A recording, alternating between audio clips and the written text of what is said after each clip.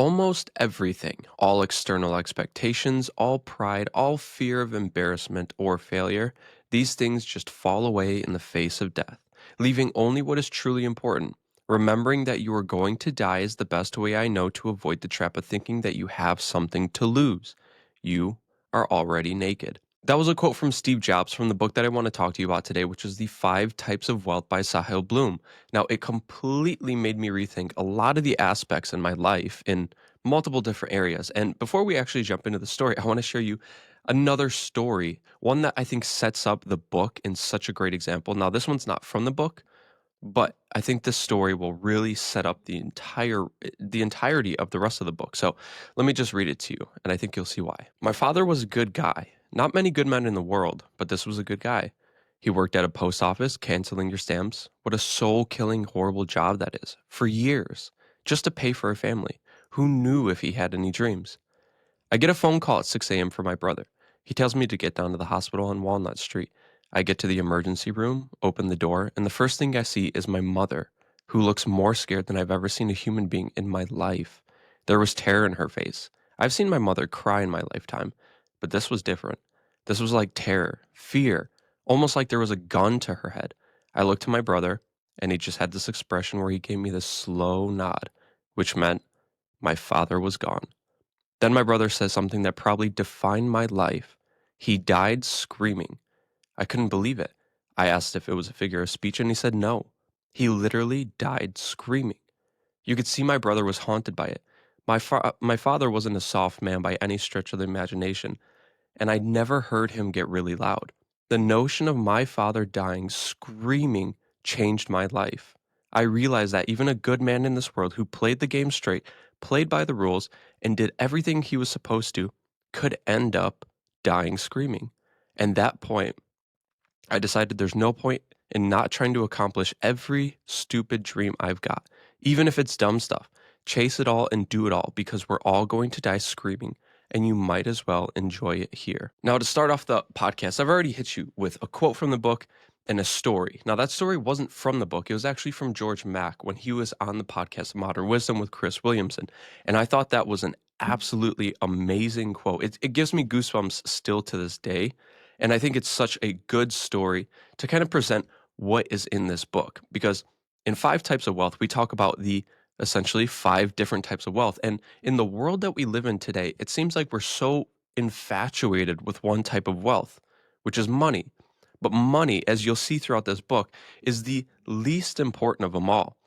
And what Sahil Bloom says is that while money is the thing that will enable your life, the other four types of wealth are the things that you're going to be remembered by. Now, this book was published in February of 2025. And when I was making my stroll down Target, down the bookstore, which I usually do as my daily ritual, or not daily ritual, but every time I go into Target, I saw this book on the shelf. And I had a lot of other books lined up that I wanted to do. But I remember seeing this book, and I always remember seeing it on social media. And then people like Bill Ackman, Tim Cook, and Andrew Huberman were all talking about it. And so I was like, there's obviously got to be something here. And let me tell you, they were not wrong. Now, in 2021, Sahil was told by a friend that he would see his parents 15 more times before they died. Obviously, pretty grim. But those words completely changed the trajectory of his life and inspired this book and has gotten praise from the people that I just talked about. Now, this book is going to go very deep into what it means to live a wealthy life and not in the financial term, the one that we're all so focused on. And as you'll see in the book, Sahil lays out the five types of wealth. And in what I personally think, he doesn't say it in the book, but in importance of order, and financial wealth is the last one. And after reading this, and maybe hopefully reading the book or listening to this podcast, I think you'll agree as well. We put too much time on the least important aspect of wealth. Obviously, money is very important, which we'll get into, but it's all about maximizing every single pillar of your life: time, social, mental, physical, and finally, financial. So, we're going to get into the entirety of the book and talk about all the five pillars of wealth, but we have to get into kind of the backstory of Sahil and also talk about the important things that you need to understand before we get into the five pillars of wealth. Now, Sahil, when he was younger, attended Stanford University to pitch for the baseball team on a scholarship. But after a shoulder injury, he focused more on school and eventually graduated with his bachelor's and master's. After graduating with his master's from Stanford, he used to live in New York and then he obviously went to Stanford, so now he's in California. While in California, he worked, I think, for around 7 years at Altamont Capital Partners, a private equity firm based in San Francisco Bay Area. And he had a pretty good job working in this because just in about 7 years, he was on track to, I think, either become like one of the executives or vice presidents or something very high up to the point where he was going to be making seven figures a year, including the bonuses and everything else. But an important thing that he says in the book that really shaped his life and what inspired him to write this book is that while he was very successful on the financial side, every other pillar of wealth was not. And so he goes on to say that he felt dead and he started to ask the question, is this it? And that's when that conversation between him and his friend, where they were talking because he was living in California at that time and his parents were in New York. And his friend told him, how many times do you see your parents a year? He said, maybe once. He's like, how old are your parents? 65. And then he goes on to say, well, you're probably going to see your parents 15 more times before they're dead. Because if you see them once a year and they live on average to the 80 year expectancy rate, you're only going to see your parents 15 more times. And that completely changed the trajectory of Sahil's life to focus on the other four pillars of wealth and then to go on and write this book. Now, before we actually get into the five pillars of wealth, there is an important setup that we need to talk about, especially as it goes on in this book. And the first thing is we need to realize that we're playing the wrong games. We're putting too much of an emphasis on the wrong type of scoreboard. We're not playing the wrong game. We're just playing the game wrong, right? We're focusing on the wrong things. And he goes on to bring the arrival fallacy. In an early fable recorded in Plato's early works, a philosopher named Thales of Miletus is walking along obsessively gazing at the stars, only to fall into a well that he did not see at his feet. And I think this story perfectly depicts the arrival fallacy, which the arrival fallacy is the false assumption that reaching some achievement or goal will create durable feelings of satisfaction or contentment in our lives. We inaccurately assume that we will finally experience the sensation of having arrived when we reach whatever we have propped up as our destination. I was 30 years old and making millions of dollars. I had arrived, but the feelings of happiness and fulfillment I expected were nowhere to be found. Instead, I just felt that familiar dread of needing to do more or never having enough. And so this poses the important question from Sahil. We all want the same thing in life, and it has very little to do with money. The issue isn't us, it's the scoreboard problem. Today, many people are playing the game, focusing on one type of wealth, and that's financial. And we neglect everything else to hopefully one day arrive at the thing that we want most, which is that feeling of fulfillment, that feeling of happiness. But the arrival fallacy is just saying, once I get X, then I will be Y, right? We continue to play this game with ourselves. And eventually, every single time we upgrade and level up in the financial world, everything else gets pushed on the back burner. And then eventually we get to the end of our lives and we might die screaming because we never put an emphasis on anything else.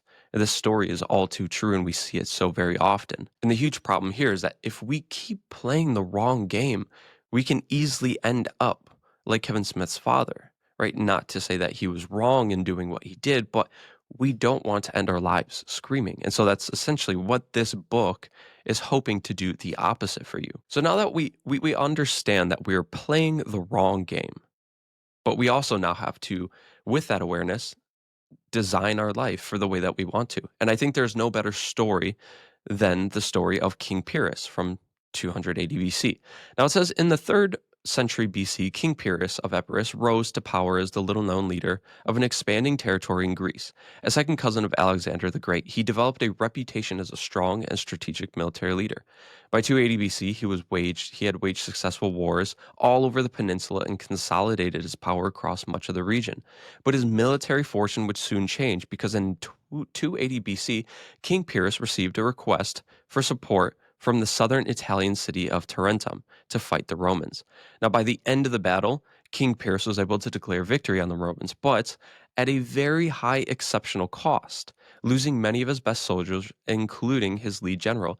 Now, despite these losses, King Pyrrhus sensed an opportunity to extend the influence of his kingdom into southern Italy. And so he decided to press forward, even though that he'd already lost a ton of men and they had just fought in a gruesome war. They pressed forward, engaging the Roman enemy for the second time near the town of Ascalon. Yet again, King Pyrrhus was able to declare victory, but only days after painful combat that left his army physically and mentally decimated. Now, at the end of the battle, King Pyrrhus is said to have exclaimed, "Another such victory, and we are undone." His hand effectively forced by the cost of these victorious battles, King Pyrrhus of Epirus withdrew from Italy and returned home, where he would wage a few inconsequential campaigns before dying in a relative obscurity in a battle 5 years later. Now, it's not all bad for King Pyrrhus, right, whose desire was to leave a legacy and that led him to an ill-fated battles against the Romans. His name indeed does live on, though perhaps not in the way that he intended. The term Pyrrhic victory now refers to a victory won at such a steep cost to the victor that it actually feels like a defeat. The victory damages the victor beyond repair. He wins the battle, but more importantly, loses the war. This is not just a random history lesson. This is very important. A Pyrrhic victory is what you need to avoid in your own life. And unfortunately, a Pyrrhic victory could be what you're headed to if you don't change direction. You're walking this perilous path because of one simple mistake. You're measuring the wrong thing. Money. We're focusing on it. If you continue down the path focusing your life revolving around one type of wealth, you're essentially staring down the barrel of a Pyrrhic victory. And this is why you need to adjust your scoreboard, which we talked about earlier. One where fulfillment and happiness is no longer a destination. Once I get X, once I make this much money, once I do this, then I will be happy, right? It's this record that keeps playing in our heads that if we just accomplish whatever we want, then we will finally be happy. But instead of a destination, you need to transform your life, turn it into something where happiness and fulfillment is come by through the journey and not the destination. And so the new scoreboard that Sahil brings up for us is the 5 pillars of wealth. And that's time, social, mental, physical, and lastly, for a good reason, financial. And Sahil goes on to say, measure the right thing and you'll take the right actions. Measure for the war and you'll never lose sight of it amid the chaos of the battles. And this book lays out the 5 types of wealth and it guides you basically to not end your life screaming. And you might be asking, Christian, that's great. I understand that I need to maybe not put such an emphasis on money, but how do I do it? What do I do? And again, I have another great story for you, something that is called a life raiser, something that you can focus your life on and cut everything else away. And this is about Apollo 13. On April 11th, 1970, the Apollo 13 mission rocket launched from the John F. Kennedy Space Center in Mare Island, Florida. It was meant to be the third human landing on the moon's surface, but that plan was derailed just 3 days into the mission when a short circuit led to an oxygen tank explosion that critically impaired the ship's ability to complete the round trip back to Earth. The 3 astronauts were forced to use a tiny lunar lander as a makeshift space lifeboat, living for multiple days in near freezing temperatures to conserve power for their hope to return home. The entire saga was detailed in the movie Apollo 13 by Ron Howard's 1995 Academy Award winning docudrama. I haven't seen it, I've seen clips of it. Seems very good. It stars Tom Hanks. So you probably know it's got to be good. But there is a scene in there, the climactic scene in the film, where the 3 astronauts are posed with the impossible challenge, one with life and death consequences. As they approach the atmospheric reentry, they are told by the mission operators that achieving the appropriate angle is essential. If you go too shallow into the earth, well, you're just going to bounce off and then continue to float into space and you'll probably die there. If you go too steep, well, your ship is going to ignite like some kindling.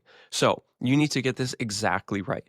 And the problem is because their ship is broken, they have to do it manually. And so when they're coming back into Earth, they can't use any of their fancy technology to do it. And so they start speaking back and forth with the mission control. And they're like, okay, so how do we do this? Now, in the movie, he goes on to say, now look, Houston, all we need to hold altitude is one fixed point in space. Is that not correct? And then they're basically like, yeah, right. As long as you could fix something on one specific point and just follow that into Earth, you should be good. Not too shallow, not too steep. And he goes on to say, well, Houston, we've got one. He says, staring intently at the Earth in the center of the small triangle, if we keep the Earth in the window, fly manually, and coax crosshairs right on its terminator, all I have to know is how long do we need to burn the engine? Eventually, the bold strategy works, and the astronauts execute the daring manual burn and successfully re enter the atmosphere at the appropriate angle. They splash down in the ocean safely in one of the most heartwarming and dramatic movie endings of all time. Obviously, the story serves so much more than just a good movie scene. It serves as an important life raiser for you. And if you're asking what is a life raiser, it's something that you can focus on and cut all the other bullshit out that doesn't abide by that razor. Right? That's why they call it a razor. You focus on this and you cut away everything else, all the excess, all the fats. And there's hundreds of razors out there, legit, made up. But here's a couple great examples of a life raiser, right? Something where you can focus your life energy on and cut everything else away. Now, if you're wondering what is a good life raiser, right? The one that I shared with Apollo is great. But I think this is another great one that's applicable because not a lot of us are astronauts floating through space dealing with life or death consequences. So here's another story that kind of encompasses what a life raiser is. In January 2023, entrepreneur Mark Randolph, the co-founder and first CEO of the streaming pioneer Netflix, posted a photo of a short handwritten note with a caption, "My definition of success." In it, Randolph described a weekly non-negotiable ritual that he had maintained throughout his ultra-successful technology career. He goes on to say, "For over 30 years, I had a hard cutoff on Tuesdays. Rain or shine, I left at exactly 5 p.m. and spent the evening with my wife. We had to go to the movie, have a dinner, or just go window shopping downtown. It really didn't matter what we did." Randolph goes to say, "I realized that I was the problem because I was expecting her to take the leftovers of what I was able to offer, and it felt wrong to me.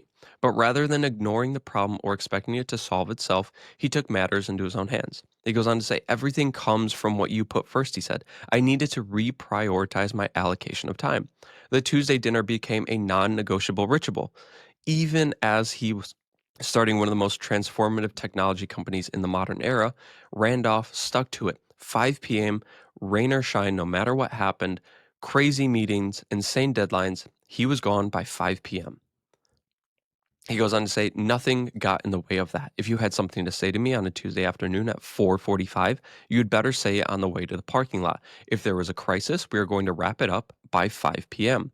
But the Tuesday dinner rule wasn't just about the dinner, it was all about the symbolism, the ripple effects into every other area of your life. The ritual illustrates to me and everyone around me, my family, my partners and my employees, my friends, what my priorities are. Essentially, what his life raiser is. It was a small, consistent weekly display of respect and admiration for what I valued most in life.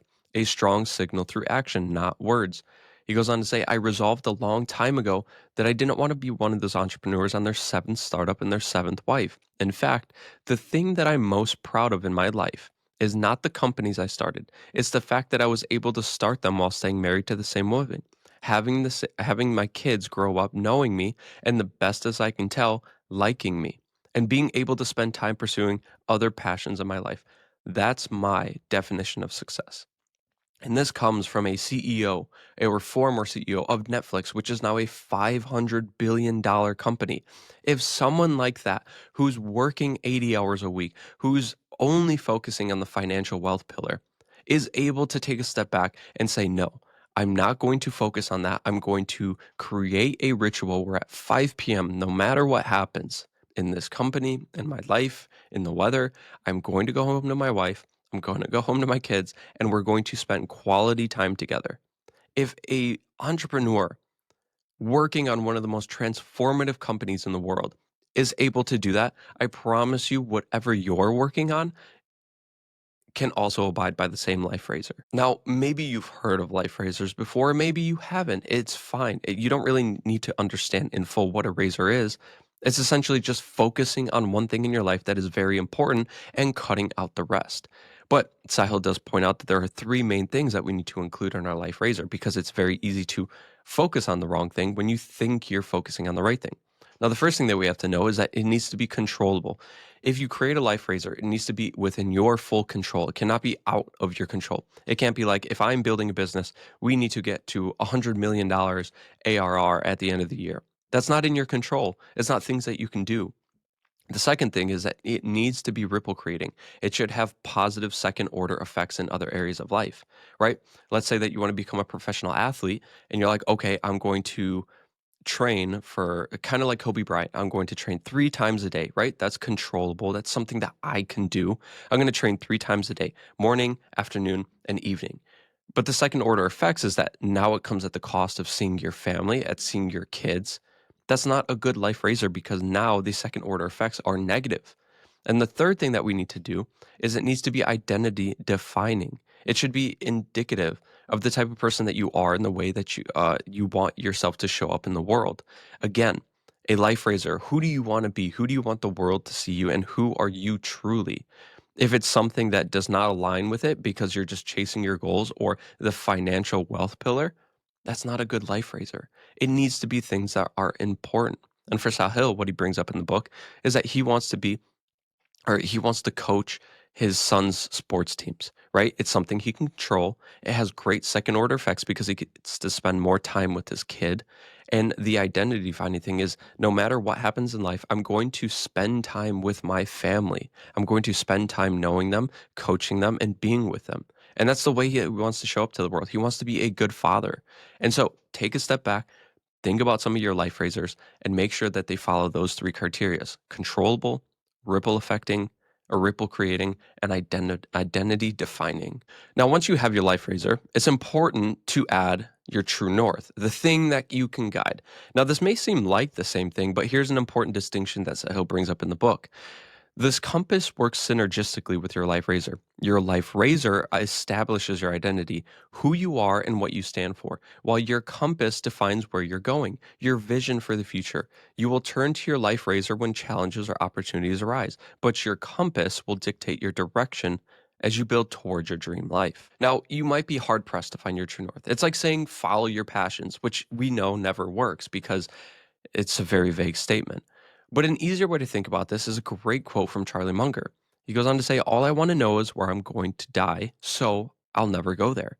So maybe you don't need to know where you want to go, and that's completely fine. But at least figure out where you don't want to go. And George Mack has a great example of this. He says, instead of asking how to be happy, ask how I could be miserable. Invert the problem. Decide what your anti goals are, right?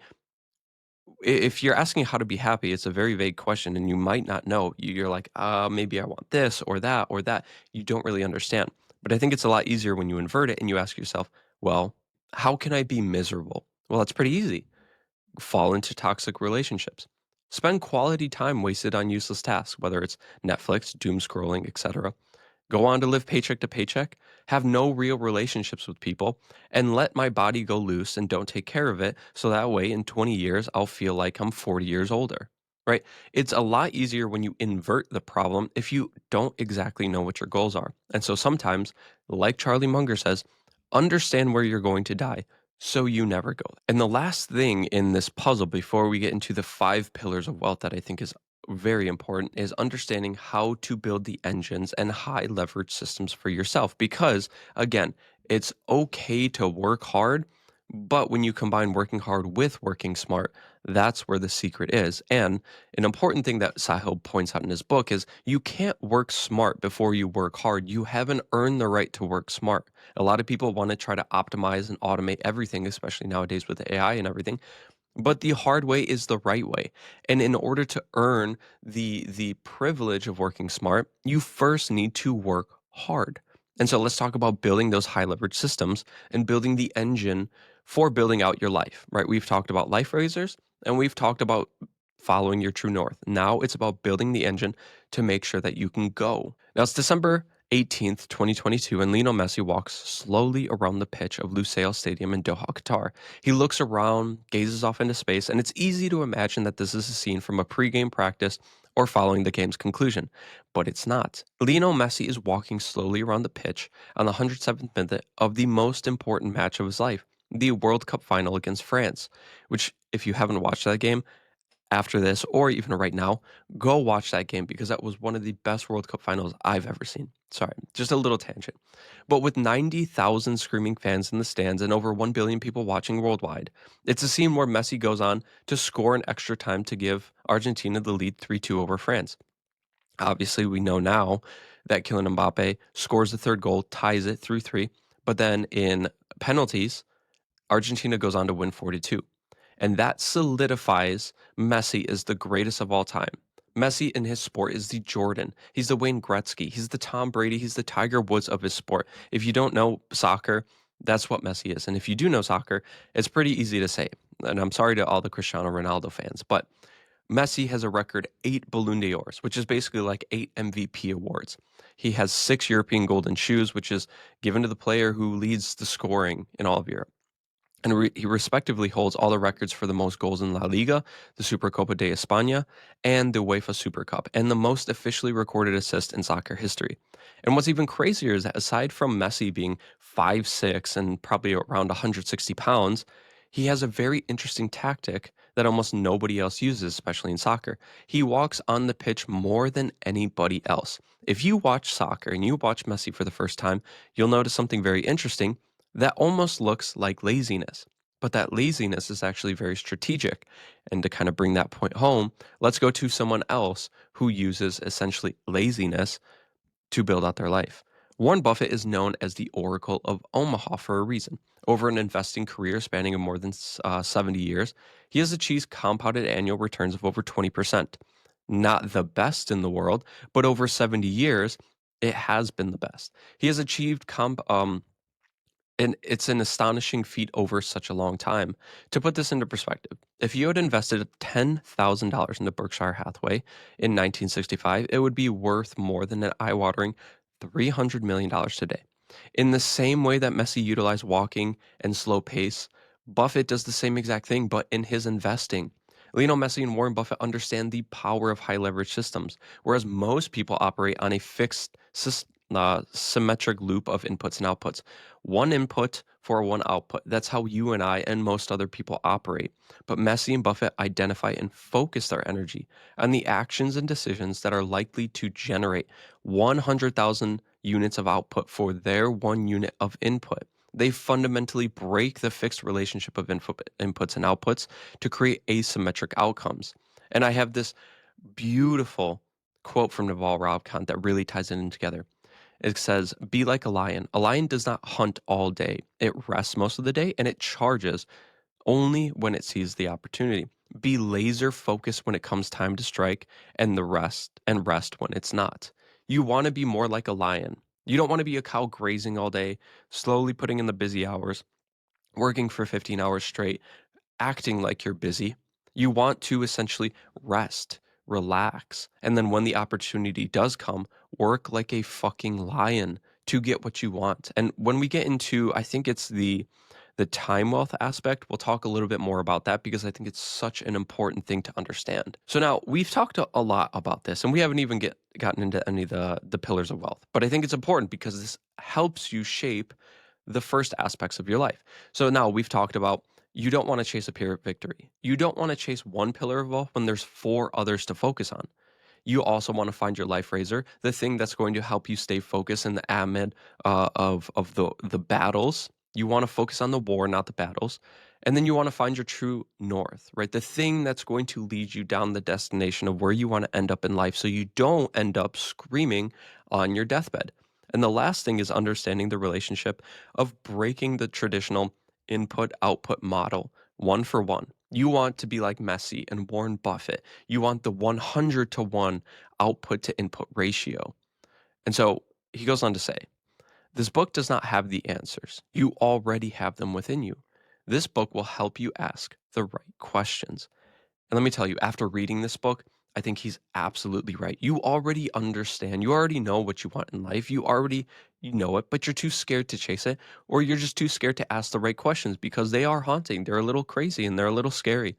But what's important is that you understand that you jump forward in time and you don't want to be the person who dies screaming because you didn't want to ask the right questions that set up your life. right? Okay, so on to the meat and potatoes of this video, which I think now we're talking about the 5 pillars of wealth. So the first one that we're going to talk about is time wealth. And if you're watching this on video, I'm going to put up 6 different charts that talk about time wealth. It's from a survey. Um, it's from the American Time Use Survey, and it's a comprehensive national survey conducted annually by the U.S. Bureau of Labor Statistics since 2003. The entire aim of the survey is to provide information of how people allocate their time with different types of people. Again, if you're watching on video, you'll be able to see, but if you're only listening, I'll actually talk you through it so you kind of understand what's going on. Now, the first one is time spent with family. Obviously, this peaks in your early years, and around 18 is when you see a massive drop off, right? Because we become teenagers and we want to go live our own lives. And so around 18 is when that huge decline happens. The next one is time spent with your kids. If you have kids, it's literally just the inverse of this. You go about 10 to 15 years of golden years with them, and then they turn into 18 years old, and then they want to go spend time with somebody else. So you see a huge decline in that as well. The next one is time spent with friends. Similar to family, you get older, you go to college, you get a job, and you have to start essentially adulting. And you don't have that time for friends like you did with your family. And so that declines as well. And then the next one is time spent with partner. This one is up and to the right until death. Unless you obviously have divorce or whatever, but if people stay married for a long time, which unfortunately is not happening as often in today, essentially this is just up and to the right. The next one is time spent with coworkers, which this one is a little haunting because it's basically high up on the chart from the time that you start working to the time that you retire, and then there's a massive decline. And the last one is time spent alone. This is the only chart that consistently goes up and to the right until you personally die. And here's some thoughts that I had after seeing these. All right, you can see these, and you kind of notice that almost everything except for time with you and your partner eventually goes to zero and dies off. And the few thoughts that I had is the most time you will spend with someone is yourself alone. So cherish that. Understand how to love yourself because it's very important because you're not going to spend any more time with anyone else or more time than yourself. The next one is you'll spend more time with your coworkers than your family. If you look at the charts and you compare them, there's a massive decline after 18 years, or if you have kids, there's a massive decline when they turn 18 years old. But with your coworkers, you're probably working in your job 40 to 60 years, so you're going to be spending more time with your coworkers than your family, than your friends. So that's why it's important to pick a career that you enjoy, working with people that you also like. Because if you work in a miserable setting with miserable people, odds are you're going to be miserable because you are, in effect, the 5 types of people that you hang around with the most. And if it's your coworkers, you better be very careful with what job and what people you spend your most time around. The next thought that I had is you will lose 95% of your friends and family by the time that you are 35 years old. And lastly, you and your kids' world. Yeah, you are your kids' world for the first 12 years. After that, all you can do is hope that they will like you. And this is a very hard hitting truth for me because I have 3 children right now, right? And they're all under 5 years old. And it's hard to imagine now because as little kids, you are their world. You can see it when you come through the door, when you want to go hang out with them. Whenever they want to do something, they always want their parents there. But you remember when you were older, when you turned into your teen years or you turned to 18, you then no longer want to spend as much time around your parents. And so that's definitely a hard truth for any parents listening to this as well. Now, we have to talk about the history of time because what is it, right? Time is so abstract. And while we may never know what it truly is, right? There's tons of different things, again, and it could be different to everybody. One thing is for sure that over the years, we have gotten better at tracking and managing our time from ancient civilizations tracking the shadows of the sun in the sky to now iPhones changing your clock automatically for daylight savings times or until that goes away. But one weird paradox stands out to me is that the better that we've got with tracking times, it seems like the less we have in today's world. It seems like we're running in place over and over as we track time better and become more productive. It seems like we have less quality time than we ever did before. And this pairs with an amazing story and to kind of like depict this, and it's called the Red Queen effect. It says in Through the Looking Glass, Lewis Carroll's dark and ominous sequel to Alice in Wonderland, there's a scene in which Alice is running with the Red Queen that offers an important metaphor for our modern struggle with time. All she remembers is that they were running hand in hand, and the Queen went so fast that all she could do to keep up with her is to just keep running. And still the queen kept crying faster, faster. The most curious part of this thing was the trees and the other things around them never changed their places at all. However fast they went, they never seemed to pass anything. And when Alice poses the question to the Red Queen about their lack of forward progress, which appears to defy the laws of physics, the two have a short yet poignant exchange. Well, in our country, um, said Alice, still panting a little, you generally get somewhere else if you ran faster for a very long time, as we've been doing. A slow sort of country, said the Queen. Now here you see, it takes all the running you can do to keep in the same place. If you want to get somewhere else, you must run at least twice as fast. And that essentially comes with the Red Queen effect that says we must run just to stay in place, and we must run twice as fast if we want to just even see any forward progress. I mean, doesn't that feel like the life that we live today? It seems like we're so busy. We're constantly on the go. We're constantly doing things, but it seems like we're never actually going anywhere. And the term was actually introduced by American biologist Lee Van Vellen in 1973, where he formulated the evolutionary biological hypothesis that a species must evolve if it hopes to survive. If a species fails to evolve faster than its predators, competitors, or environment, it will fall behind, fail to develop the necessary traits to survive, and then die off and become extinct. But the world we live in today seems like the place in Alice in the Wonderland or Through the Looking Glass. While we've gotten better at tracking and managing our time, it seems like even if we're 50 times busier than we were 10, 15, 20 years ago, we feel like we're getting nowhere. We're just constantly busy. And you can even look at a 2009 survey where it says this, that 75% of British parents said that they were too busy to read a bedtime story to their children.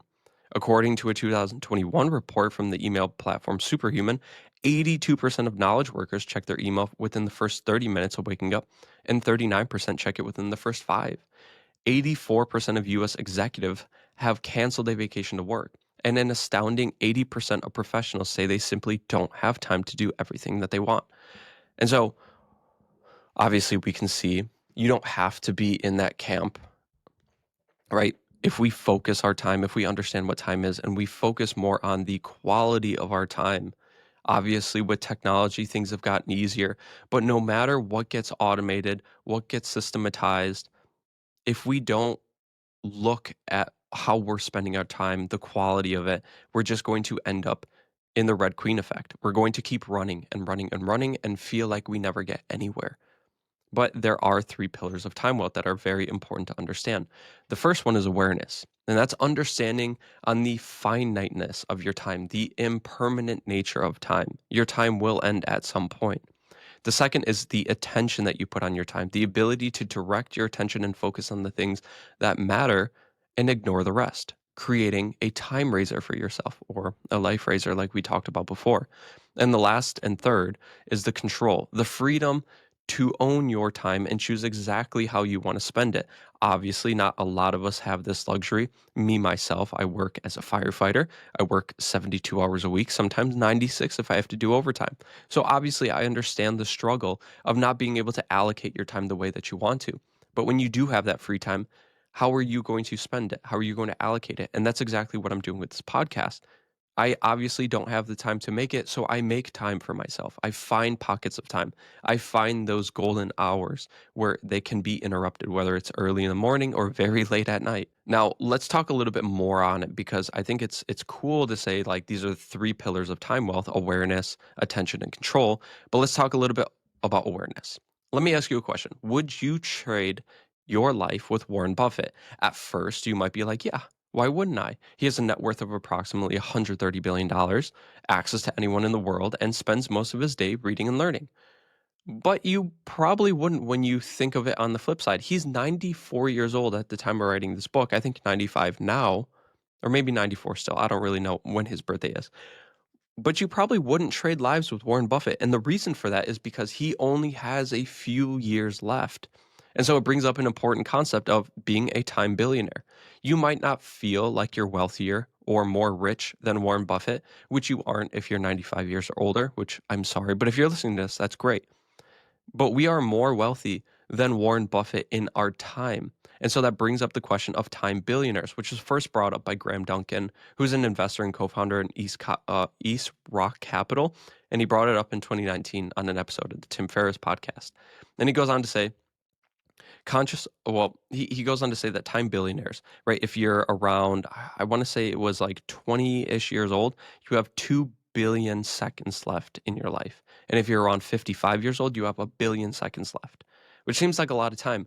But the important thing to understand here is the awareness of it. You are more wealthy with your time than Warren Buffett, and he would trade places with you in an instant, which goes to say quite a bit. So it's important to understand conscious awareness is a necessary first step, but awareness without attention is incomplete. If you want to change your life, you must change your attention. And what better way to show you how important your attention is than with a story?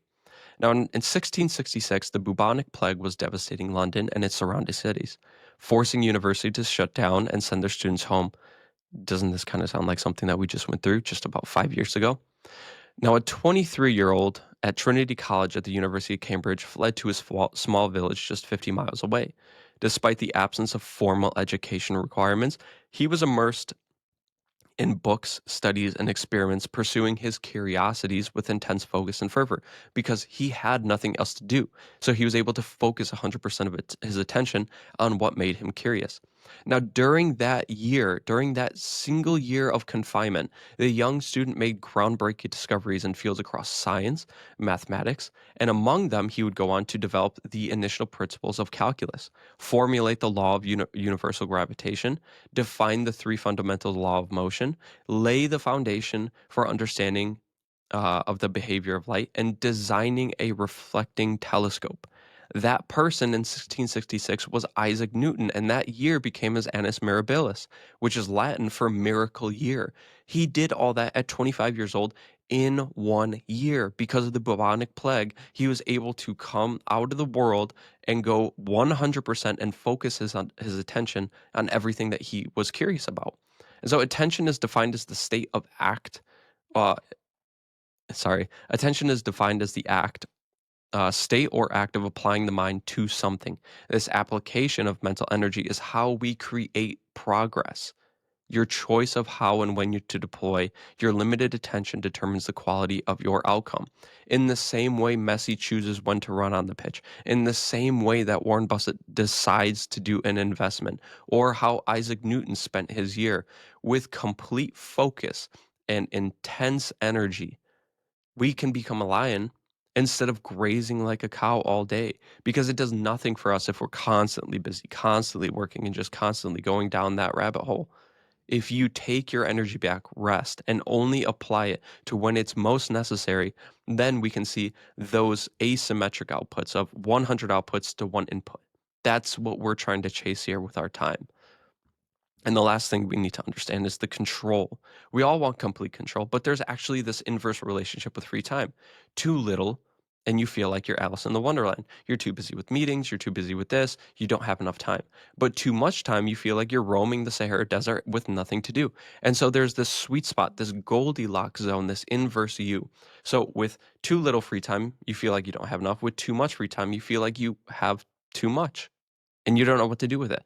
And so there's this, and whether it's decided by you or someone else, there's this golden zone of free time that you actually should have. And that's different for everybody. So it's important for you to find how many hours a day is optimal for you and work towards that.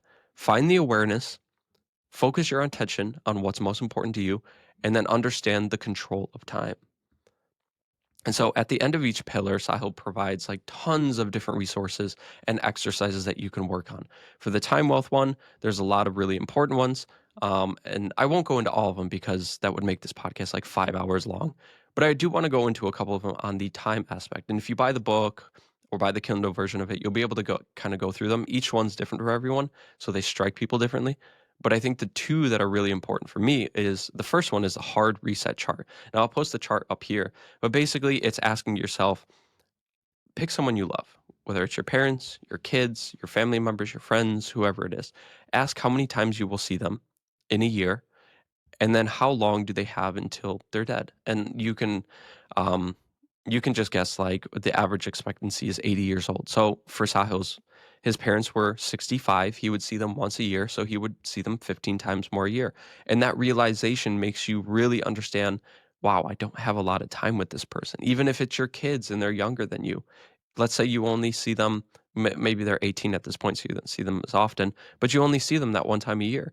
You only have, let's say, like 60 more times that you're going to see them. 62, essentially.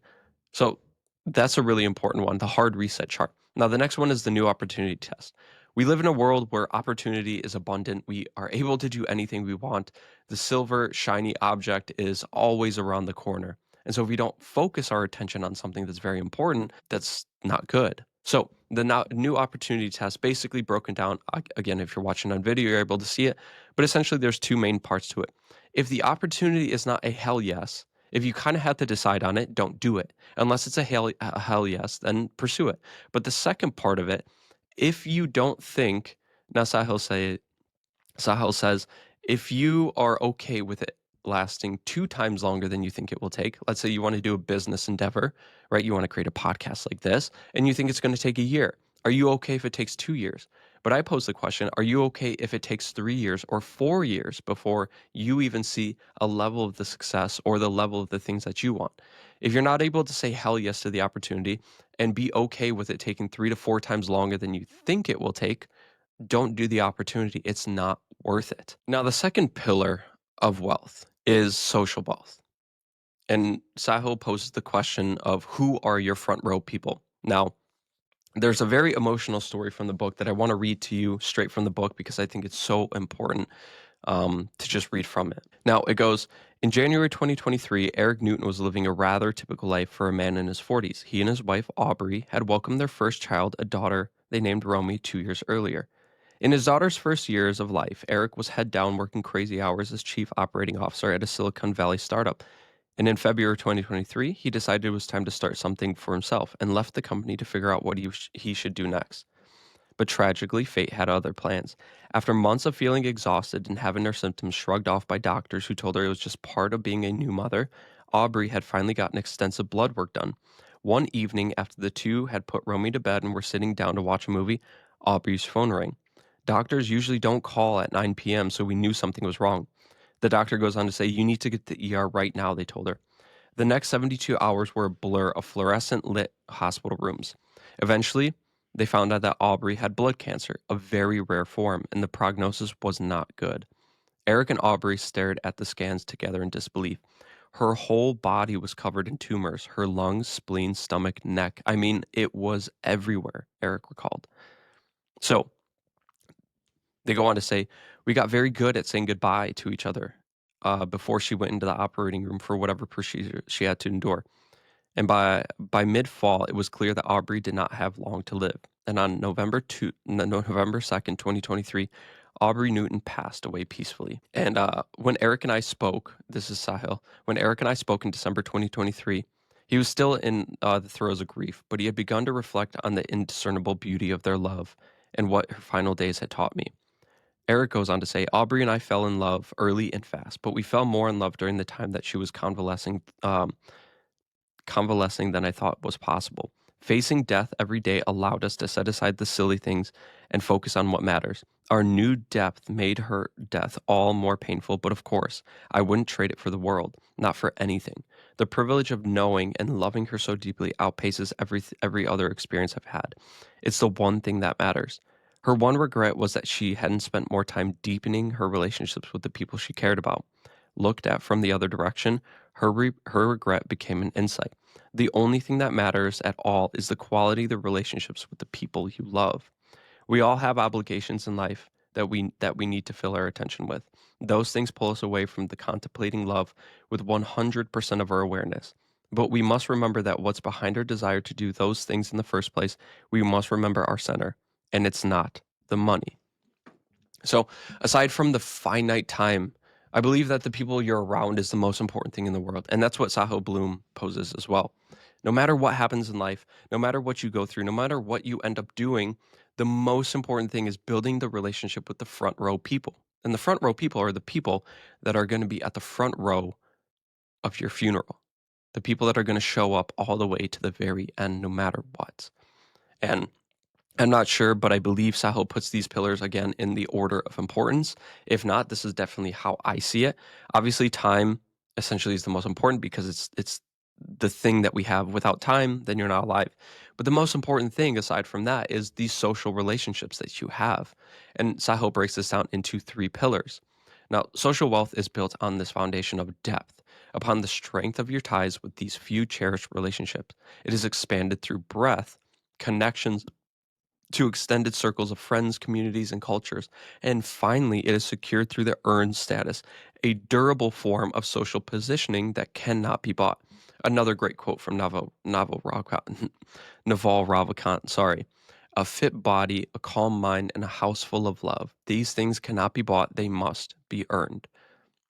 So, to kind of paint this picture, there's a grant study, or it's called the grant study. I think we all understand how we are social creatures and relationships are extremely important. But whether you're extroverted or introverted, no matter what it is, we understand just how important they are. And in 1938, two unrelated research teams in Boston, Massachusetts began tracking the lives of two very different groups of men. One group would essentially go and follow, I think it was like 170 Harvard undergraduates. So people that were pretty well off. They either came from families that were well off or they had built something for themselves because they're obviously at Harvard, so they have something going for them. The other one would study people that were not in a good position, right? They would track 268 people who were in the worst situations, in the worst neighborhoods, in the worst families. And so they did these studies independently, and they essentially wanted to track all various types of their life, right? They would reach out to them about once a year and see how their life is going. And they wanted to track the factors that made them the most happiest, what made them the most miserable. And they wanted to see if they could find the formula of essentially success, happiness, and fulfillment. Well, in 1972, a guy named George Valiant, a Harvard psychiatrist and researcher, took over as director of the grant study. He combined these two studies to look at all the subjects together, from the upper echelons of Harvard undergrads and see how they did in life to the lower totem pole of people who were in the worst families, in the worst neighborhoods, in the worst situations. So he combined the two studies together, and it is widely considered to be the longest longitudinal study of health and happiness of the individuals. With over 724 people studied, to include over 1,300 male and female subjects, which are their children and offspring. While there are many things they found, there's one that stood out among the rest. And he goes on to say, the study's current director, Robert Waldinger, highlighted his findings in a TED Talk that had been viewed more than 50 million times.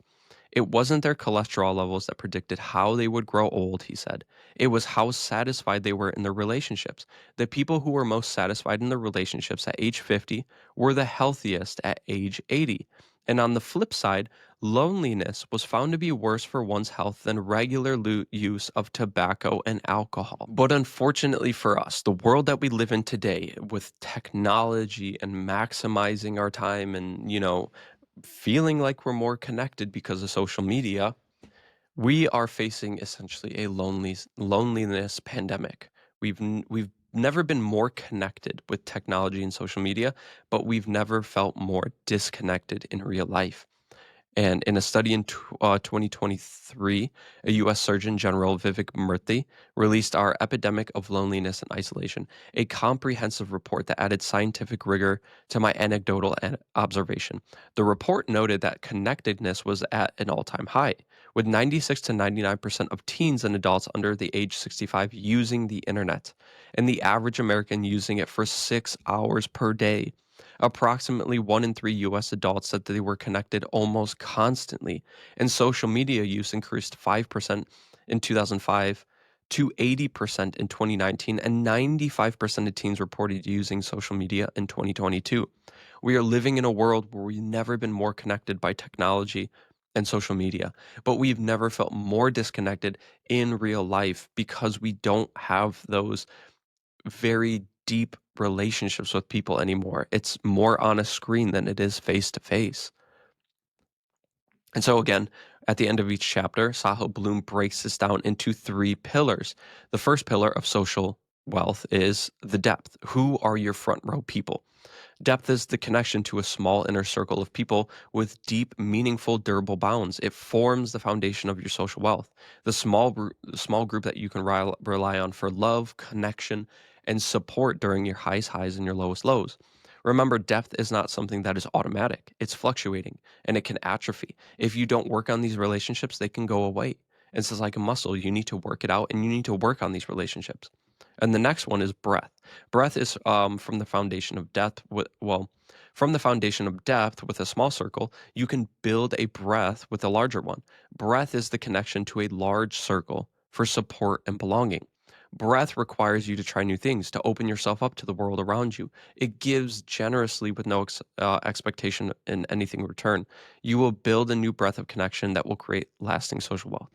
And the last one is earned status. Now, earned status is something that you cannot buy, right?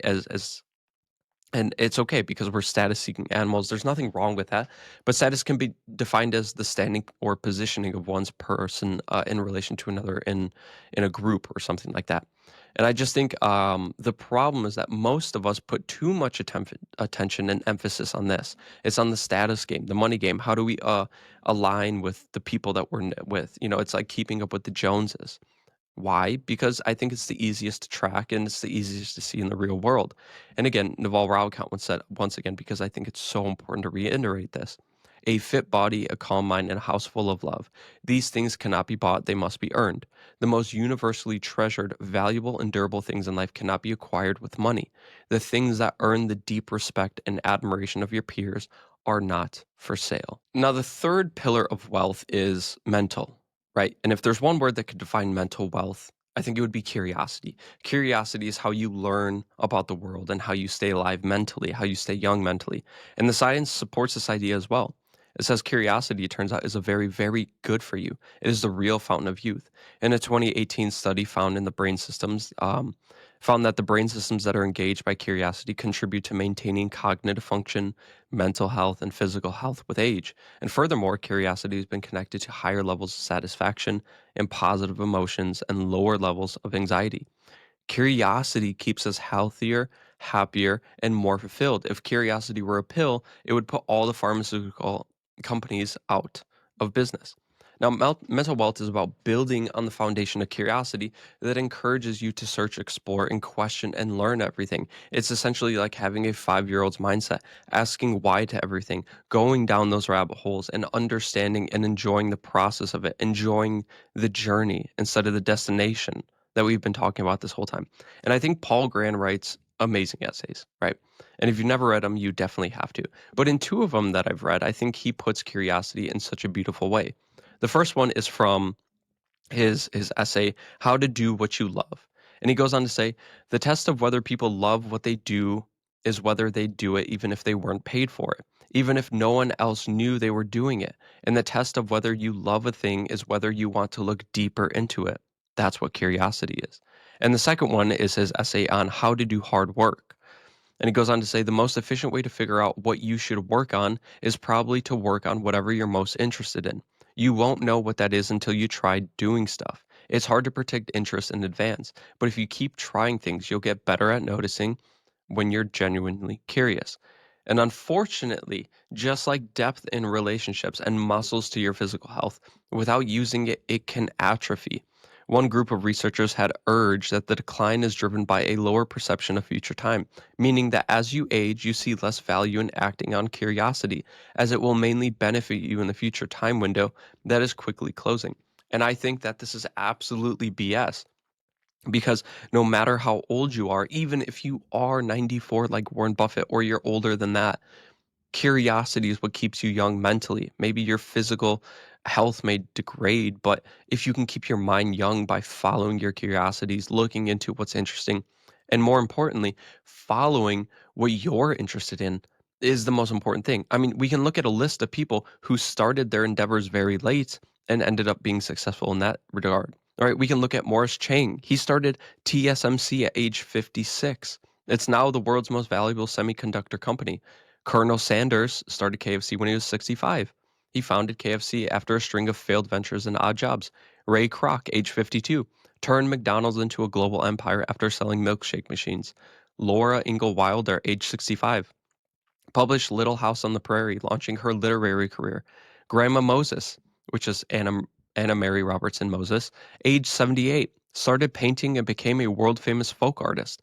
Vera Wang, age 40, entered the fashion design world after a career in figure skating and journalism. Samuel L. Jackson, age 46, landed his breakout role in Pulp Fiction, launching his film to stardom. Curiosity does not have to mean that you're jumping from thing to thing like a child who gets bored with a task. It is possible to be curious and still deeply focus on one aspect of work. If anything, this is where the greatest ideas in your work lie. A deep curiosity in a single pursuit of purpose is the most powerful thing in the world. Now, again, the fight for your curiosity is the most important fight of your life, right? On the mental side of things. The harsh truth is that the world wants you to consent to a life of stasis, and the world wants you to settle. But in his final shareholder letter, prior to stepping down as CEO, Amazon founder Jeff Bezos quoted a passage from Richard Dawkins' book, The Blind Watchmaker. And the quote goes, staving off death is a thing that you have to work at, left to itself, and that is what it is when it dies. The body tends to revert to a state of equilibrium with its environment.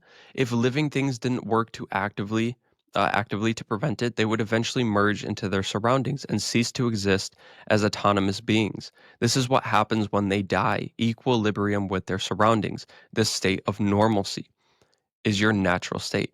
It's easy to live in this natural state, to conform to the path laid out for you, to believe in your limits, to accept the default settings of meaning and purpose bestowed upon you, to allow life to rapidly pass you by. And reflecting on this passage, Bezos writes in his last shareholder letter as CEO of Amazon, in what ways does the world pull you in an attempt to make you normal? How much work does it take to maintain your distinctiveness, which is the most important fight that we can fight? Maintaining your distinctiveness. What I'm really asking you to do is to embrace and to be realistic about how much energy it takes to maintain that distinctiveness. The world wants you to be typical in 1,000 ways. It pulls at you. Don't let it happen. You have to pay a price for your distinctiveness, and it's worth it. You might fight to maintain your distinctiveness consistently or constantly, relentlessly. Distinctiveness is about how you choose to live out your story, not someone else's. And so he goes on to bring on 3 pillars of wealth, right? We've talked about it in the last two. The 3 pillars of wealth, of mental wealth, are purpose, the clarity of defining your unique vision and focus that creates meaning and aligns short and long-term decision making, the unwillingness to live someone else's life. And then we go into growth, the hunger to progress and change, driven by an understanding of the dynamic potential of your intelligence, ability, and character. And then finally, a space, the creation of stillness and solitude to think, rest, or reset and wrestle with questions and recharge, the ability and willingness to listen to your inner voice. Now, when we talk about purpose, right, there's a documentary called Blue Zones. If you never see it, it's on Netflix. It's basically this guy who goes to these blue zones, which are depicted by centenarians. It's people who have lived 100 years or older. And there's parts in the world where there's these group of centenarians, right? There's a higher ratio of them. And I think they're in different parts of the world. There's like some in Italy, some on the coast in California, um, some in Japan, I believe, and there's a couple others.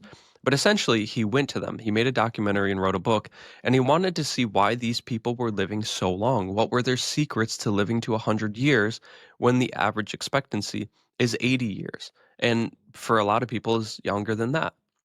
And obviously, there's a lot of things like eating the right diet, exercising. But one of the most important things was purpose, finding a purpose in your life. And he goes on to say, your purpose is the sword in the fight of distinctiveness, a fight that is won when you extend well beyond that self and manifest that purpose into the real world.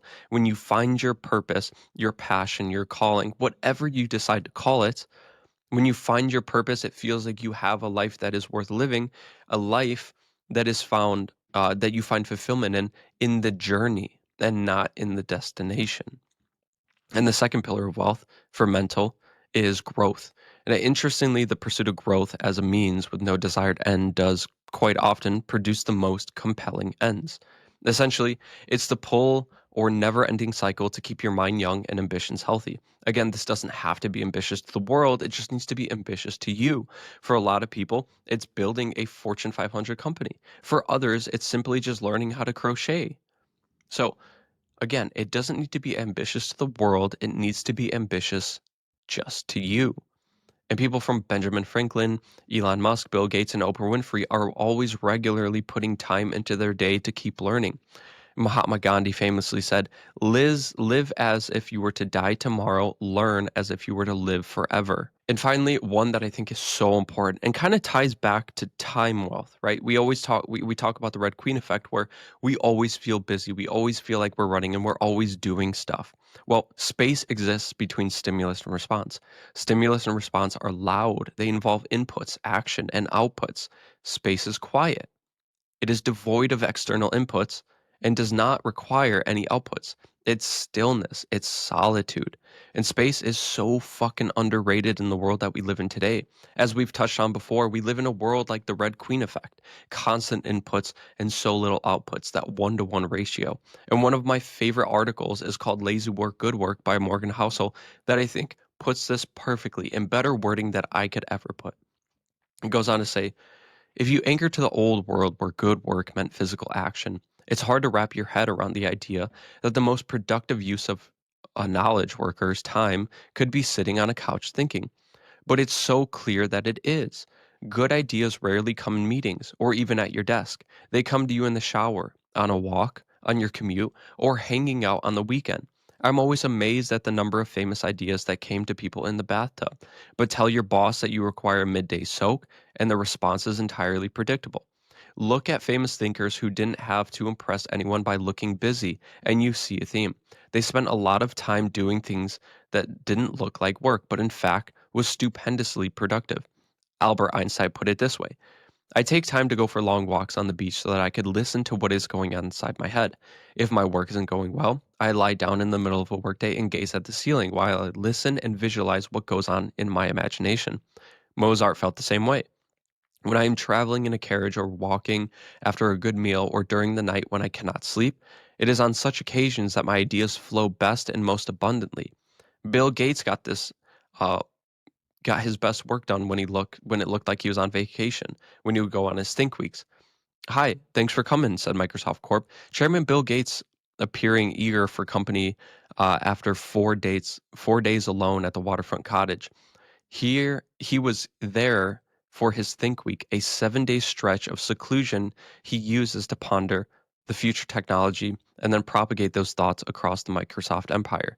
This meshes with a Stanford study that showed walking increases creativity by 60%. Everyone eventually has to sit down and produce their work and are held to goals and quotas. But as the economy shifts to knowledge work, we should respect that what actually produces good work can at first look like lazy, or even more so, vice versa. In investing, where there's the potential to win by pure luck, it's wise to judge someone by their process rather than their outcome. Work may be the opposite. Judge people by their outcomes, not by the visibility of their process, which is often hidden inside of their head. And what better way to put this than a story by John D. Rockefeller, right? John D. Rockefeller was one of the most successful and ruthless businessmen in history. From humble beginnings, Rockefeller built Standard Oil into a gargantuan conglomerate with immense global reach and outsized influence in all manners of world affairs. At the company's peak, Rockefeller had an estimated net worth of $1.4 billion, a figure at that time which was worth 3% of US GDP. Now, Rockefeller was obviously known for his tireless work ethic and demanding schedule. It was the only way he was able to remain on top of the incomprehensible web of entities and transactions within his empire. But he also had a curious and noteworthy habit. He could be found every afternoon milling about his gardens. No work, no books, or no notepads in sight. Rockefeller, one of the most hard-working and most powerful men in the world, took multiple daily breaks to simply walk and breathe in solitude. Now, to be sure, most of us don't aspire to be John D. Rockefeller for a variety of reasons, but there is an important point to the story.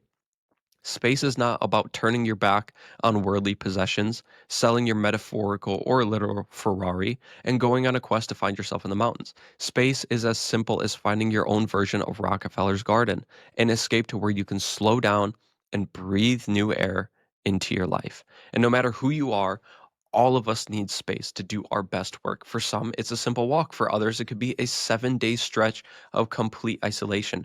No matter what it is, I think space is one of the most underrated and one of the most important things that we can chase in our life when it comes to mental wealth. Now, like I've mentioned before, at the end of each chapter, Sahil kind of brings out a lot of these resources and a lot of these different exercises that we can do, right? And I don't want to go into all of them, but there is one in the mental wealth guide that I think is very important, especially when you're trying to retain and understand things. And selfishly for me, after reading this, I was like, oh my God, this pairs perfectly with exactly what I'm trying to do. But I wanted to share it with you because I think it is pretty important. Now, it's called the Ebbinghaus forgetting curve. Now, after you learn something new, 30 minutes later, you've probably forgotten everything. After a couple days, you probably are only holding on to maybe 10% of that knowledge. But Ebbinghaus found out that if you repeatedly come back to that information as time goes on, you retain the knowledge for longer and in more permanent doses. And I'll tell you a little secret. When I came across this is a huge reason why, again, why I started this podcast selfishly. It's a way for me to not only read a book, but for me to take notes and highlights on it, and then make a script for it, and then teach you what I'm learning. And then in the future, have the ability to reference those episodes and those highlights in the future. How do I know that this works? You can simply just look at David Senra and see just how well it works. So that's something that I think is important. I mean, you don't have to really understand the Ebbinghaus forgetting curve. Essentially, all you need to know is that if you learn something once, you're probably going to forget 99% of it by the next day, honestly. But if you continuously come back to it, and then the next day come back to it, and maybe a week from now come back to it, you're going to remember it for longer, and you're going to remember it for more permanent doses. And so get the book, look at it, read into it. But if you don't want to, definitely utilize the Ebbinghaus forgetting curve and understand how much you don't know what you don't know, or you forget what you forget because you've already forgotten it, right? So it's important to come back to these things. And if you really want to learn it, if you really want to understand it, then utilize the Ebbinghaus forgetting curve. Now, onto the physical wealth pillar. If there's anyone that understands the importance of physical health, on a deep level, I think one of the most is Andrew Luck. And here's a story to kind of convey that message. During the 2018 season, he was riding high at the peak of his football career. The 29-year-old quarterback was coming off an injury-riddled 2017 season, but was back in fighting form, setting new career highs and leading the Indianapolis Colts to the playoffs. He was given the NFL Comeback Player of the Year award and voted his fourth Pro Bowl appearance. It seemed like his career was back on track and he was destined for the Hall of Fame glory. But on August 24th, 2019, just before the start of the new season, Andrew Luck took the podium at Lucas Oil Stadium and announced his retirement in teary-eyed speech. The decision shocked the sports world. By retiring, Luck was giving up over $58 million in contract value from his existing agreement with the Colts, plus lucrative endorsement deals. Colts owner Jim Irsay was quoted as saying that he believed Andrew Luck was leaving close to $450 million on the table by choosing to retire early. This is almost an unfathomable sum of money to most of us, and it's even more unfathomable to imagine walking away and just giving it up. Not only the money, but a sport that I assume Andrew Luck absolutely loved and played his entire life. And yet, that's exactly what he did. Why? Well, it's the realization that his present and future health was worth more than any contract and any amount of money could offer.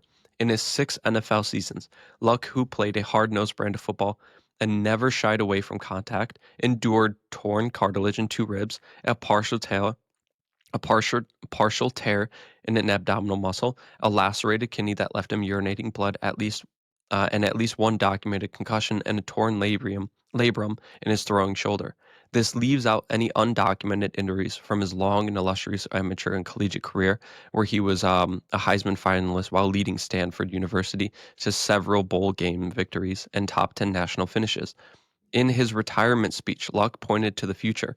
It's been 4 years of this pain cycle. For me to move forward in my life the way that I want to, it won't involve football. The constant injuries, pain, and pressure had taken a toll on his life on and off the field. To live the life he imagined for himself, he and his wife and his children, Andrew Luck looked beyond financial wealth and saw the bigger picture to focus on his physical health. And so, again, I think Sahil points out that there's three really important pillars of wealth. I won't go too much into this pillar of wealth because there's a crazy rabbit hole that we can dive into, and there's a world of stuff that we can go into. But I think you can really break it down into very simple three pillars of wealth without going too crazy into it. Obviously, we live into a world where everyone loves to biohack and optimize everything for your physical health. I mean, one place where this is obviously visible is Brian Johnson. I mean, he starts his day by checking his daily vital signs, body weight, BMI, waking temperature, and sleep performance on a regular testing of biofluids, including blood, stool, urine, and saliva, regular full body MRI scans, ultrasounds, colonoscopies, and bone density scans. Then he starts every day with this same routine. Wake up at 5 a.m., take vital signs, consume first round of morning supplements, conduct morning light therapy and meditation, make and drink pre workout concoction, consume second round of morning supplements, perform rigorous workout involving a variety of movements and heart rate zones, take shower and perform skincare routine, eat post workout meal, vegetables, lentils, nuts, and other vegan ingredients cooked on the stove, conduct more light therapy, and consume third round of morning supplements. To me, you can quickly fall into this rabbit hole, and we live in a world where it's optimized. It's what we want, right? The health and wellness industry has become one of the biggest businesses in the world. In 2020, the Global Wellness Institute estimated that the global wellness economy has reached $4.4 trillion, with industries to include personal care and beauty, uh, healthy eating and nutrition and weight loss, physical activity, and wellness tourism. Obviously, it's one of the most important things and one of the things that we put most emphasis on. And it's also one of the pillars of wealth where we put the most amount of like biohacking and hacks and crazy supplements and all that stuff put together when essentially it's broken down into three very simple pillars to live a great and healthy life.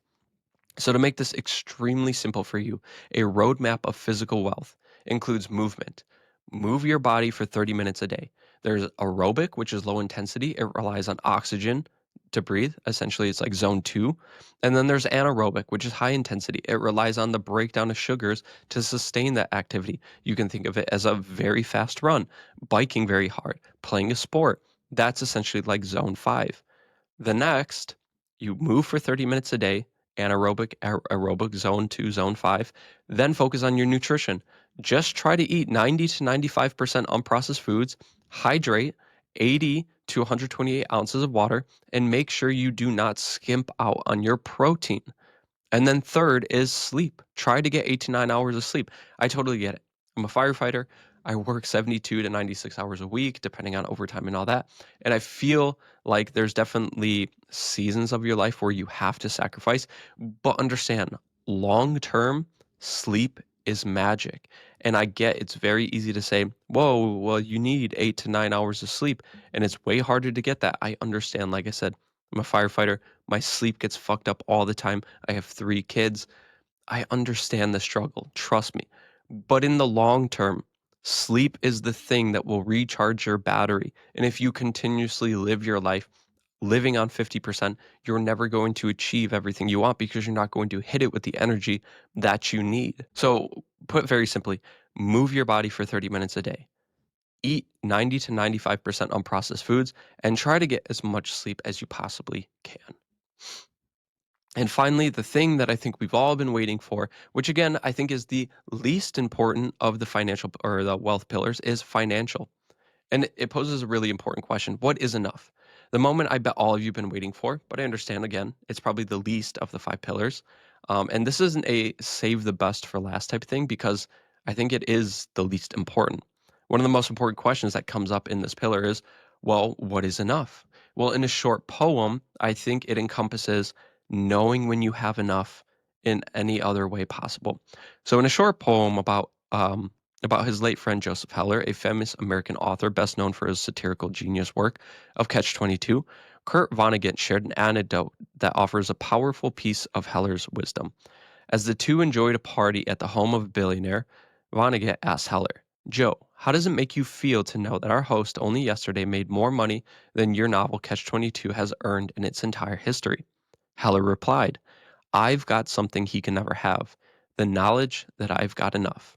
And I think Mark Twain puts this very well as, and even I think Mark Twain puts this in a very good context as well when he wrote a letter in 1869 to Cornelius Vanderbilt, who was a business tycoon and at the time of writing the letter was the richest man in the world. And he goes on to write on the poverty of more, saying, "Poor Vanderbilt, how I pity you. You are an old man and ought to have some rest, and yet you have to struggle and deny yourself and to rob yourself of restful sleep and peace of mind because you need money so badly." Remember, he's writing this as Cornelius Vanderbilt is the richest man in the world. He goes to say, "I always feel for a man who is so poverty ridden as you. It isn't what a man has that can constitute wealth. No, it is to be satisfied with what one has. That is wealth." And the reason that we have this feeling of never feeling like we have enough, whether it's financial or experiences or material world, is a phenomenon called hedonic adaptation. It's the biological predisposition that returns you to a baseline after positive or even sometimes negative events. And that's why financial wins will never quite satisfy. And to prove this point, you can look at Dan Bilzerian, the king of hedonism. He even said on Chris Williamson's podcast that at a certain point, you simply cannot get happier for external things. You can max out your happiness on stuff. And when that swings rapidly in the opposite direction, it leaves you miserable. If you don't know Dan Bilzerian, he is the king of hedonism. He is always around beautiful women. He has tons of money. He's always doing crazy things. But he even said at a certain point, even with all of that stuff, he became so miserable because whenever you spike your happiness on material things in the good direction, there's an equal force, again, going back to Isaac Newton, an equal, oh, fuck, I'm not gonna quote this perfectly, but if you have a spike in the positive direction in an aggressive manner, you're going to have an equal and opposite reaction in the opposite direction. Meaning that if you get extremely happy from stuff, you're pretty shortly going to get pretty miserable from that stuff as well. And I think there's a poem that sums up the American culture in such a beautiful fashion. And it goes on to say, "A wealthy investment banker goes on vacation to a tropical fishing village. As he walks along the docks one afternoon, he comes upon a small rundown fishing boat with several large fish on its dock. And he goes on to say, 'How long did it take you to catch those fish?' he asked. The fisherman looks up from his work and smiles at his new visitor. 'Only a little while.' The investment banker is taken aback by his response. He likes the fisherman and wants to help. 'Why don't you fish for a little longer so you can catch more fish?' The fisherman shrugs and explains to his new friend that all he has is all he needs. 'Each day I sleep late, fish a little, and spend time with my children and beautiful wife. In the evening I go into town, drink wine, play guitar, and sing and laugh with my friends.' The investment banker is puzzled. He wants to help his new friend, who, in his opinion, is clearly confused. The investment banker has helped many businesses and has an MBA and other fancy credentials to his name. So he lays out a plan for the fisherman. First, you spend more time fishing so you can catch and sell more fish. You then use those proceeds to buy a bigger boat, which allows you to catch and sell even more fish. Then you buy a fleet of boats. You hire a team, vertically integrate. As the CEO of a large, growing enterprise, you could move to a big city. You would make your company public and make millions of dollars." The fisherman looks confused but smiles. "And then what?" The investment banker laughs at the silly question. "Well, then you could require to a quiet town. You could sleep late, fish a little, and spend some time with your children and beautiful wife. In the evening, you can go into town, drink wine, play guitar, and sing and laugh with your friends." The fisherman smiles broadly, thanks his new friend for the advice, and wanders off slowly into the warm afternoon sun. Now, while common theory says that, the fisherman was right and the investment banker is wrong, Sahil points a really good point on this. He's not saying that either are right or wrong. The fisherman enjoys what he does, and so does the investment banker. The true problem is when we let others' views of the world pressure influence pressure us, or influence us into the pursuit of something we despise. Take Alex Hermosi. He preaches about hustle and hard truths. He seems to really enjoy everything he does about business, his life, his wife, and his daily consumption. He understands what he enjoys, and to other people, that may look absolutely miserable. For me, I would be miserable. I would rather read books, explore my curiosity, and spend time with my family. I can optimize my fucking dick off, but for what? A Pyrrhic victory, like we talked about earlier? And so, as we've done with the other four pillars of wealth, there are three pillars of financial wealth that we have to go over. And very similar to the physical wealth one, this one is extremely easy to understand. So I'll try to keep it as simple as possible because, again, we could fall down the rabbit hole and make this very complicated, but I won't. So the first two are income generation and expense management. This is simply the same thought process behind counting your calories in the physical wealth section. Earn more than you burn, and you're on the right track. Easy as that. And the third one, the last one, is the power of compounding. Now, I know compounding is like beating a dead horse, but repetition is persuasive. And so I think I need to go into this and give you two stories to help you understand this a little bit more. So, the two stories that I have, I think will help you understand the power of compounding are fiction and one's nonfiction. So, the first one is that in an ancient fable, a young inventor arrives at a king's court and presents the king with his latest invention, a game he calls chess. Pleased with the new game, the king offers the inventor any reward he desires. The young inventor replies, "Your Highness, I do not ask for money or for jewels. I simply ask for a little rice, a single grain on the first square, 2 grains on the second, 4 on the third, 8 on the fourth, and so on and so forth.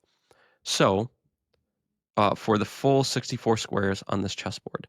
The king, surprised that he had gotten such a great bargain, smiles and summons his treasurer. As the treasurer begins to issue the rice to the inventor, it becomes very clear that the king has underestimated the request. On the final square at the end of the first row, there are 128 grains of rice. On the final square at the end of the second row, there are 32,768 grains of rice. By the middle square of the third row, there are 524,288 grains of rice. Realizing that he had been duped, the king signals to his guard and the young inventor is executed. A cheeky smile plastered across his face. The cruel king was smart to act when he did, for as if he had allowed the process to continue, he would have owed the inventor over 18 quintillion. That's 18 with 18 zeros after it, grains of rice. This infamous story is perhaps the most vivid visualization of one of the greatest forces in the natural world, a force that we must all understand and put to work on our journey to build a life of financial wealth.